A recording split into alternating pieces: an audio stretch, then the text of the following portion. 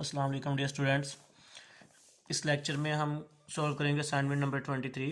Assignment number 23 में है question number 1।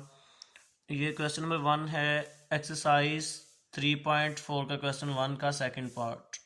Exercise 3.4 उसका क्वेश्चन 1 और उसका सेकंड पार्ट।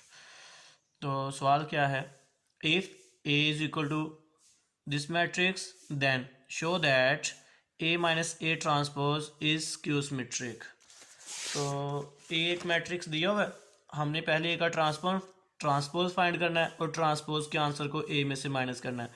इनकी मदद से जो आंस आएगा उस आंस को हमने साबित करना है कि वो वाला आंस स्क्यू सिमेट्रिक हो। अगर सिंपल हमें शो करना पड़े कि ए एक सिमेट्रिक या स्क्यू सिमेट्रिक है, तो ए सिमेट्रिक तब होता है जब ए जो है ना, जब ए का ट्रांसपोज लें और दोबारा आंसर वही आए, नो चेंज, तो तब क्या हो जाता है, सिमेट्रिक। और स्क्यू सिमेट्रिक कब होता है, अगर कोई हमारे पास मैट्रिक्स ए है तो मैट्रिक्स ए का हम ट्रांसपोज लें तो आंसर ए के इक्वल ना आए बल्कि माइनस ए के इक्वल आए, तो उसको हम बोलते हैं स्क्यू सिमेट्रिक। तो यहाँ पे हमने किसको प्रूफ करना है, ए माइनस ए ट्रांसपोज को।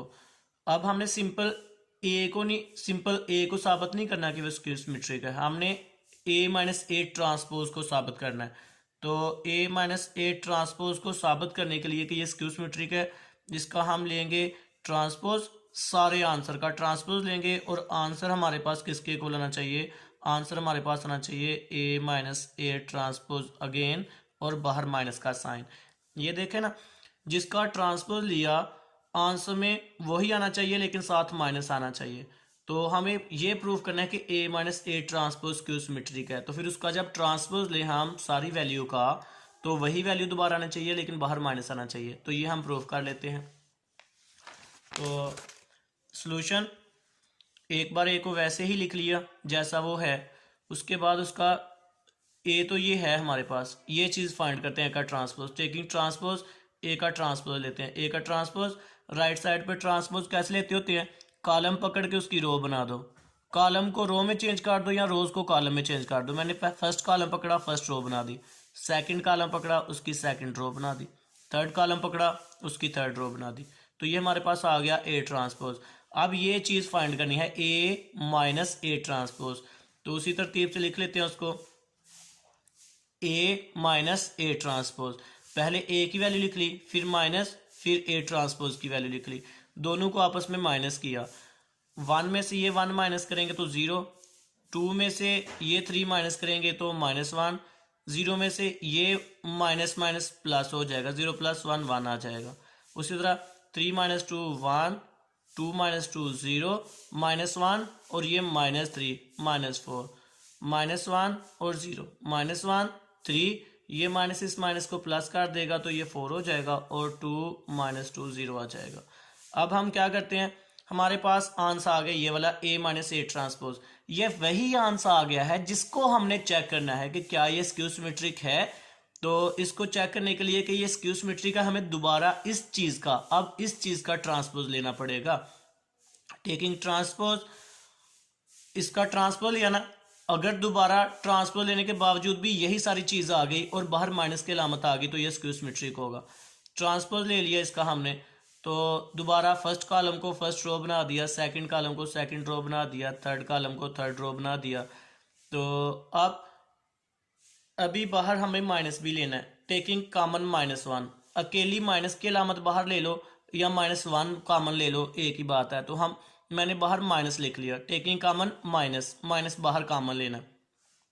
1 लिखो ना लिखो कोई फर्क नहीं पड़ता, मल्टीप्लाई होकर खत्म हो जाता है। तो फर्स्ट रो में से माइनस कॉमन लेंगे, तो माइनस कॉमन लेने का मतलब है बाहर माइनस लिख लेना और पहली रो की, बेशक रो वाइज बेशक कॉलम वाइज, सबकी अलामतें चेंज करना है। अगर बाहर आपने माइनस कॉमन लिया है तो मैट्रिक्स के अंदर सब एलिमेंट्स के साइन चेंज करने हैं। 0 का साइन चेंज करो ना करो कोई फर्क नहीं पड़ता, 0 माइनस का भी वही होता है, प्लस का भी वही होता है। तो 0 तो एज इट इज आ जाएगा। यहाँ से माइनस कॉमन लिया तो ये प्लस का है, ये माइनस हो जाएगा, ये माइनस का ये प्लस हो जाएगा। सेकंड रो में आ जाए, ये माइनस का ये प्लस हो जाएगा, 0 एज इट इज आ जाएगा, 4 प्लस का माइनस हो जाएगा। यहाँ से माइनस कॉमन लेंगे, माइनस आ जाएगा, यहाँ से माइनस कॉमन लेंगे तो ये प्लस आ जाएगा।